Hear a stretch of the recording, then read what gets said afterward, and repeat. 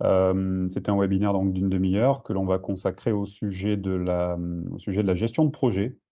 Et comme indiqué dans l'invitation, donc à expliciter les principaux défis liés à la gestion de projet, et ainsi évidemment que les pistes qui permettent de relever, d'être à même de relever ces défis. Voilà.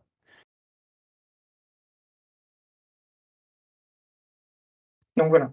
Donc pour faire simple, d'abord, pour bien recadrer les choses, un projet, je le définis en général dans mes formations comme cela, en disant que c'est un ensemble d'activités qui sont coordonnées et qui visent à accomplir un objectif précis. Donc quand on regarde ça, ça veut dire qu'on va devoir définir à la fois un objectif précis, un objectif, donc le précis fait partie de l'objectif, qu'on aura un certain nombre d'activités et de tâches et qu'on aura forcément de la planification et du pilotage, derrière associés. En plus de ça, le projet, on va lui donner 4 caractéristiques principales pour pouvoir vraiment parler de projet, parce que quand on parle de nombre d'activités et cetera, on pourrait parler d'une procédure ou d'autre chose. Donc, pour que ce soit un projet, on va lui donner des caractéristiques spécifiques. La première, c'est que ce soit quelque chose de nouveau et d'unique, c'est-à-dire qu'on va le faire qu'une seule fois et que ce soit quelque chose qu'on n'a jamais fait avant, en gros, hein. Il faut que ce soit aussi limité dans le temps. On a un début et une fin, normalement.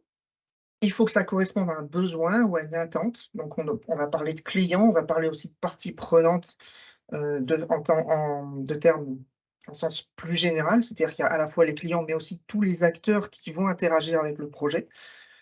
Et il y aura un certain nombre de contraintes. Donc ces contraintes, enfin les 4 éléments d'ailleurs seront tous reliés à des objectifs un peu particuliers. Donc on va parler souvent de prestations, de qualité, de délai et de coût. Donc c'est les 4 thèmes principaux sur lesquels on va se définir des objectifs et sur lesquels on aura des contraintes.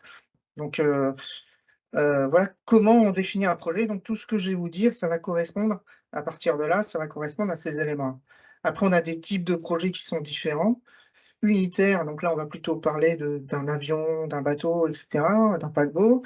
On a des projets qui vont se dérouler en ateliers spécialisés, donc là, c'est par exemple le cas des fabrications, d'ordinateurs, de meubles. Les chaînes de production, donc classiquement sur l'automobile, par exemple. Et puis on a des chaînes de fabrication en continu avec de la métallurgie, donc chacune de ces types de projets aura des caractéristiques particulières, mais on restera quand même sur les items principaux que je vous ai cités, juste avant. Voilà. Donc là, l'idée, quand on fait un projet, c'est de tout mettre en place pour pouvoir lancer une production de ce type-là, d'un des 4 types que vous avez là. Forcément, autour de ça, bah, il y a un certain nombre de choses qu'il faut prévoir à l'avance ou qu'il va falloir gérer en cours de production et ces choses-là sur lesquelles il ne faut pas se louper. On avait fait un sondage sur LinkedIn il y a 2 mois, sur quels sont les principaux défis qu'on peut rencontrer dans la gestion de projet. On vous avait proposé 3: la planification, la gestion des risques et le manque de compétences. Et on voit que, la planification, alors les 3 je vais en parler, hein, mais la planification fait partie des choses qui paraissent les plus importantes et c'est vrai que, historiquement, hein, pour l'avoir vécu, c'est souvent là-dessus qu'on a le plus de soucis. Alors, j'aurais une tendance à dire que c'est là-dessus qu'on a le plus de soucis, mais peut-être parce que les autres éléments ont manqué. Donc ça, c'est un autre débat qu'on pourrait en discuter pendant des heures et c'est souvent finalement la conséquence des autres manquements qui va se retrouver dans les problèmes de planification avec des retards de projet, quoi. C'est souvent ça. Il n'y a pas eu d'autres, propositions qui ont été faites dans le sondage et pourtant moi je vais vous proposer alors à la fois ces trois catégories-là, mais je vais vous en proposer 2 autres thèmes qui sont aussi pour moi, des enjeux majeurs en termes de projet, en termes de gestion de projet. Donc on aura effectivement les problèmes de compétences, on aura la définition des objectifs, ça on n'en a pas parlé, la gestion des risques et opportunités, on aura la gestion des aléas et la planification dont on a parlé qui était en tête de liste des réponses du alors quand on parle de compétences, on va avoir 2 aspects à gérer. À la fois l'aspect, le chef de projet, quelles sont les compétences qui lui sont nécessaires? Et puis on va avoir le côté, équipe. Et la première chose qui me pose problème en général, c'est que, ben, c'est l'équilibrage des compétences au sein d'une équipe. Puisque dans un projet, alors je vais passer un peu plus vite, dans un projet, on sait bien que personne n'est omnicompétent, c'est-à-dire que personne ne sait tout faire et pourtant on a besoin de tout un tas de compétences pour pouvoir aller au bout du projet. Et donc il va falloir bien équilibrer toutes ces compétences-là et ça, c'est à travers une équipe qu'on va le faire. Donc les compétences, les types de compétences les plus répandues, celles qu'on va retrouver dans tous les projets, c'est les 4 que je vous ai cités là. Le côté technique, économique, qualité et planification. Puis ensuite, en fonction des projets, vous allez avoir d'autres types de compétences. J'en cite que quelques-unes ici, comme la logistique, peut-être des compétences juridiques, peut-être des problèmes de maintenance, de réglementation, et cetera. Vous avez tout un tas de sujets qui vont s'apparaître. Donc tous ces sujets-là, il faut les maîtriser au sein de notre équipe projet et donc on va les mettre en place dans l'équipe projet. Il les faut toutes. Par contre, forcément, c'est tout le monde ne les a pas. Mais l'erreur à ne pas commettre, c'est qu'elles soient mal équilibrées. C'est-à-dire que vous ayez une personne qui ait beaucoup de compétences, ça c'est pas un problème. Quand je parle d'équilibrer, c'est plutôt au niveau de la charge. C'est-à-dire que même si vous avez des personnes qui sont très, très compétentes dans plein de domaines, si c'est pas compatible de leur charge, il faudra rajouter d'autres personnes qui sont aussi compétentes dans les mêmes domaines pour compenser, parce que sinon vous allez avoir des soucis.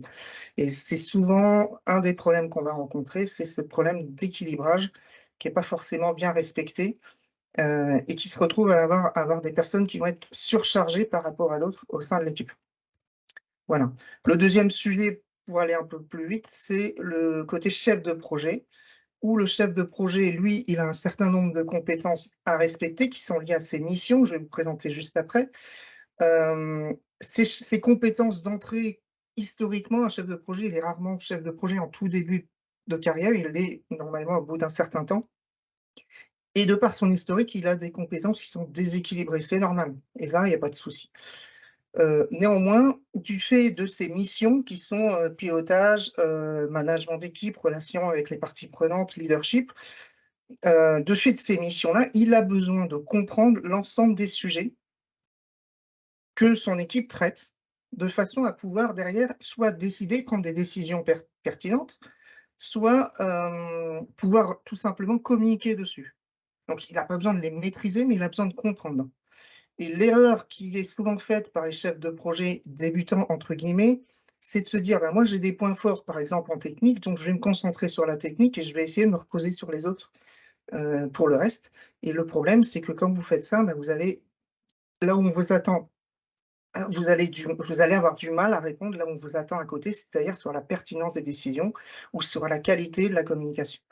Donc, en fait, quand on est un chef de projet et qu'on a des compétences comme ça déséquilibrées, ce qu'il faut faire, c'est il faut accepter de sacrifier les points forts qu'on a en se reposant sur d'autres qui ont les mêmes points forts normalement et il faut quand même essayer de passer un maximum de temps sur les autres sujets qu'on maîtrise un peu moins, justement parce qu'on les maîtrise moins.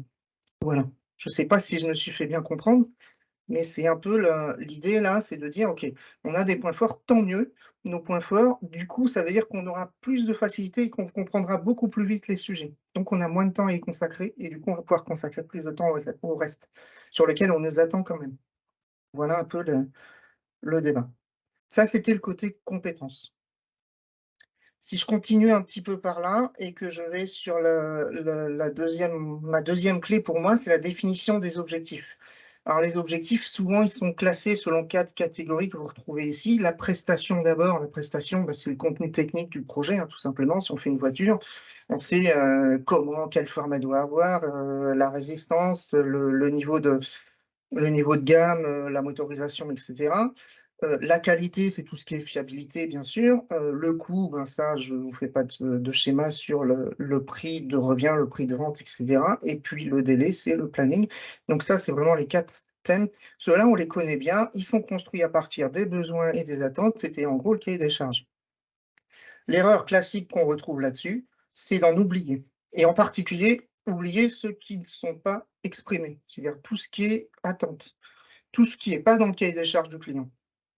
Alors ça peut être les attentes soit du marché, si je parle d'un véhicule, on sait qu'il y a un certain nombre de choses qui sont maintenant attendues classiquement sur toutes les voitures et donc qu'il faudra respecter malgré tout, sinon votre projet, il va passer à côté. Mais c'est aussi les exigences que vous avez pour vous et notamment pour votre entreprise.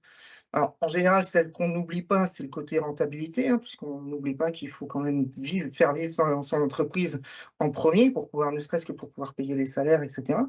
Mais il y en a d'autres derrière en termes d'image de marque, en termes de standing, en termes de gestion des compétences et cetera, qu'on a parfois tendance à oublier. Donc faut pas forcément les oublier, faut pas se contenter de ce que le client vous dit en termes d'objectifs, faut aller chercher ce qu'il vous dit pas, il faut aller chercher ses propres objectifs et ça, on l'oublie assez souvent.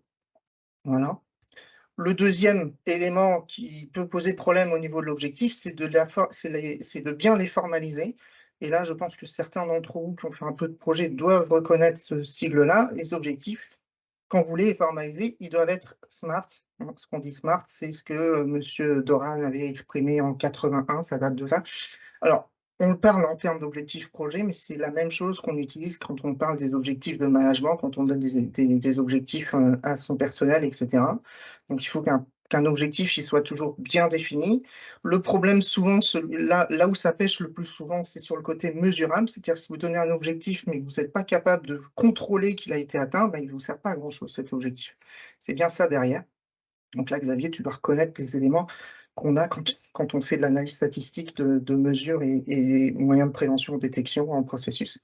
C'est exactement le même principe. Il faut qu'on sache mesurer ce qu'on fait, notre activité, de façon à pouvoir s'assurer qu'on a rempli l'objectif. Donc après, on a toujours les côtés ambitieux, réalistes, c'est-à-dire atteignables et puis, limités dans le temps parce que c'est pareil, si on ne se donne pas d'objectif dans le temps, bah, du coup, derrière, on ne peut pas non plus se piloter en termes de chiffrage. Voilà, en termes d'atteinte, pardon. Voilà. Donc voilà un peu, où j'en étais sur ce côté objectif qui reste. Hem, un autre sujet important et qu'on développe aussi beaucoup, sur lequel je passe pas mal de temps dans la formation, c'est le côté risque et opportunité. Alors en général, je repasse juste un petit élément, heu, les risques et opportunités, on y pense toujours en début de projet, c'est surtout après que ça pêche, hein. Donc, un risque et une opportunité, c'est une incertitude d'abord qui a soit des effets positifs, à ce moment-là, ce sera de l'opportunité, soit des effets négatifs, à ce moment-là, ce sera des risques.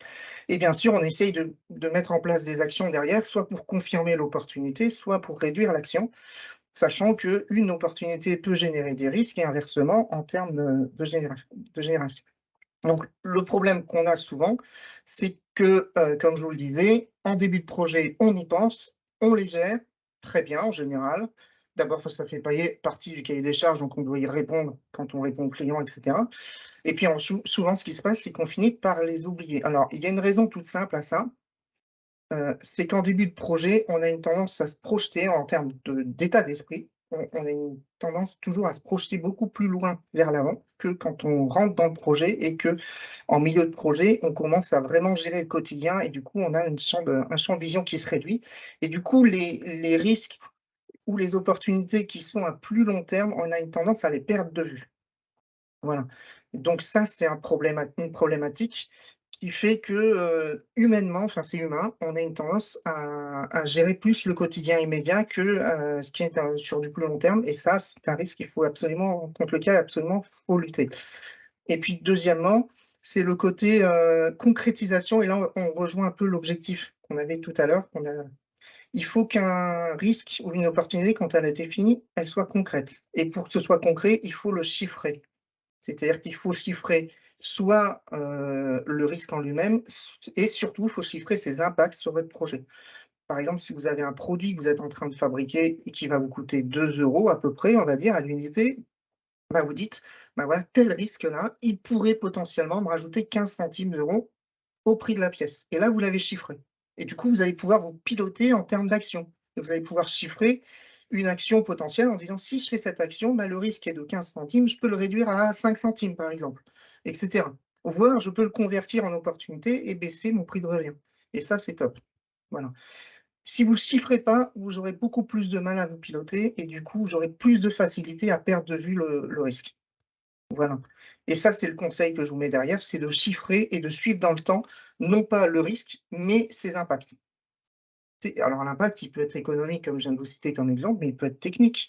Ça peut être une performance que vous atteignez, vous cherchez à développer un moteur, vous dites: «Il faut qu'il fasse 3000 tours minute». Manque de bol, actuellement, avec le risque que j'ai là, j'ai un risque là qui risque de me faire perdre 250 tours minute, donc il faut absolument que je trouve une solution pour les regagner. Voilà, ça va être ça un peu le truc. Donc en chiffrant nos risques et opportunités, ça nous permet vraiment de piloter de manière plus efficace. Je continue parce que ça pa le temps file. La 3e clé, c'est ce que j'ai appelé les aléas et là, vous allez me dire: «Mais aléas, on a déjà parlé de risques, c'est quoi la différence?» Alors, la différence, elle est toute simple, c'est qu'un risque, c'est quelque chose qu'on connaît à l'avance. On ne sait pas si ça va arriver, mais on le connaît à l'avance.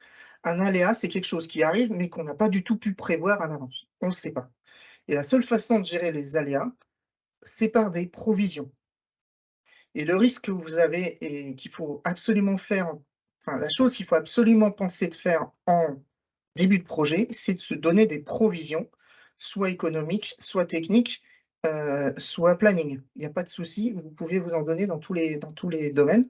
Ça veut dire, en gros, vous mettez des marges de côté en disant: «Ben, voilà, aujourd'hui, techniquement, je sais que je peux atteindre tel objectif-là. Je sais qu'il va se passer des choses» parce qu'un aléa, c'est quand même hyper rare, enfin, qu'on ait un projet sur lequel il se passe jamais rien. Sinon, d'abord, c'est pas très intéressant, hein, entre nous. Mais un projet sur lequel il se passe rien, qu'on n'a pas prévu, ça arrive pas, ça existe pas. Donc il se passera forcément des trucs. Donc il faut forcément prévoir, un minimum de marge pour pouvoir gérer ces choses-là. Donc ça veut dire se donner un peu de provision de budget, se donner un peu de provision en termes de planning et cetera, pour pouvoir gérer ces risques-là. Après, il y a toujours un problème qu'il faudra se poser et on en parle en formation, c'est sur la communication. Est-ce que je communique mes provisions à mon client, à mes donneurs d'ordre, à mon chef et cetera? Ça, c'est vraiment adapté au contexte, aux interlocuteurs, on aura le temps. Mais vous n'avez pas le choix que de le faire. Il faut vraiment le faire, sinon vous allez vous planter, vous êtes sûr de vous planter. Vous êtes sûr de planter au moins un des objectifs, ça c'est sûr. Donc bien penser à ces provisions. Je vais finir rapidement sur le côté, planification qui est un sujet sur lequel là on passe aussi beaucoup de temps et forcément il arrive en tête de toutes les préoccupations, c'était en tête du sondage que je vous ai présenté tout à l'heure.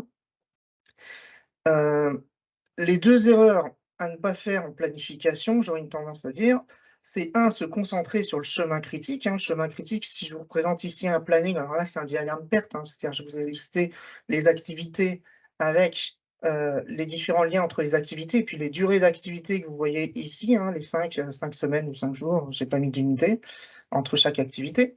Donc vous pouvez vous faire ça et vous allez ici pouvoir tracer votre chemin critique qui va se situer, en bas, si je ne m'abuse, avec 16 semaines en tout, entre le début et la fin.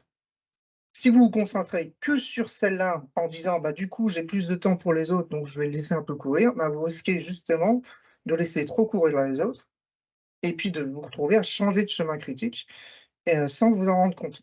Donc il faut vraiment piloter l'ensemble des activités, y compris les autres. Voilà, ça c'est la première chose. Parce qu'il ne faut pas laisser un autre chemin, devenir critique. Et puis ensuite il y a le côté planification, il y a le côté, comment est-ce qu'on construit son planning? Alors je vais un peu plus vite parce que j'ai l'ordre des animations qui n'est pas dans le bon sens, c'est pas grave. Quand on a ici notre chemin critique qui est là, il reste à construire le reste du planning. Celui-là, il est facile à faire. On a une date de début, une date de fin, c'est la durée de notre projet. Pas de souci. Heu La tendance qu'on a naturellement à faire, c'est de construire en partant de la date de fin et en remontant le planning pour dire à quel moment je dois démarrer au plus tard ces activités. Si je prends le chemin qui est ici, A, B, D par exemple, je pars d'ici, je prends 3 semaines pour l'activité D, 5 semaines pour la B, 5 semaines pour la A. Du coup, je dis mon activité A, je la démarre à tel moment. Ça, c'est une façon de fonctionner en rétro-planning. Ça ne marche pas quand on fait de la gestion de projet. Pourquoi? Bah, pour la même raison que ce que je disais juste avant sur les aléas, c'est que, du coup, vous avez zéro marge et le moindre retard sur votre activité, ça vous met en retard. En fait, ça transforme tous vos chemins en chemins critiques, c'est ça un peu le problème. C'est que ça vous met zéro marge sur l'ensemble des chemins et vous vous retrouvez avec le moindre retard sur la moindre activité qui va vous plomber votre projet. Donc la vraie façon de faire, la vraie façon de faire, c'est de démarrer toutes vos activités le plus tôt possible. Donc vous démarrez ici le A en même temps que l'activité E qui est sur le chemin critique. Vous enchaînez au plus tôt toutes vos activités et à la fin, il vous reste une marge de 3 semaines que vous allez pouvoir utiliser justement pour gérer vos aléas dont on a parlé tout à l'heure. Voilà un peu le truc. Donc là, le vrai risque, hein, le rétro-planning. Ça marche bien, en général, on le fait correctement le planning quand on démarre le projet et c'est après quand on a des modifications de planning à gérer, quand on a des modifications de produits et cetera, c'est là où on a une tendance à déraper et à passer sur le mode rétro-planning trop vite.